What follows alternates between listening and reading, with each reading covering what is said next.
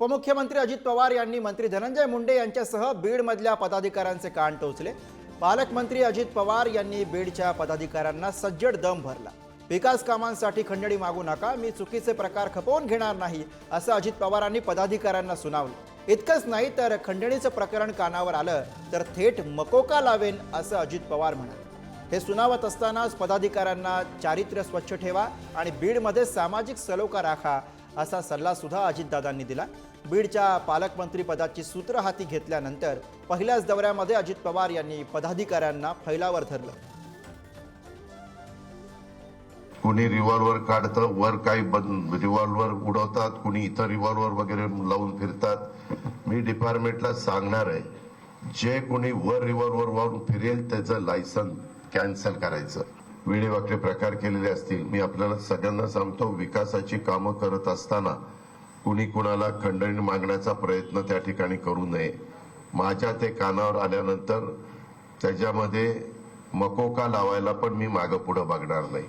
मी कुठल्याही टोकाची भूमिका घेईल। मी आधीच देवेंद्रला सांगितलं होतं की मला इकडचं देत असताना त्या संदर्भामध्ये सगळ्यांनी चांगल्या कामाला साथ दिली पाहिजे। त्याच्यात कुठलाही मी अधिकारी पण बघणार आहेत, काही अधिकारी इथं बरेच वर्ष राहिलेले, त्याच्यामध्ये पण मी दुरुस्ती करणार आहे। आणि फार तुम्ही अपेक्षा ठरल्या आता काय दादा आलाय आता काय काळजी नाही, तर ते डोक्यातनं काढा, ते डोक्यातनं काढा। मी जरी तुमच्या जवळचा असलो तरी चुकीचं वागू नका। पुन्हा राष्ट्रवादी काँग्रेस पक्षाच्या कार्यकर्त्यांना सांगतो, महिला भगिनींना सांगतो, सगळ्या माझ्या तरुण कार्यकर्त्यांना सांगतो, वडीलधाऱ्यांना सांगतो, आपलं स्वतःचं चारित्र्य स्वच्छ ठेवा, आपली प्रतिमा जनमानसामध्ये चांगली ठेवा। चुकीच्या प्रवृत्तीची लोक आपल्या आजूबाजूला अजिबात राहता कामा नये। बाबांनो, माझी कामाची पद्धत थोडीशी वेगळी आहे।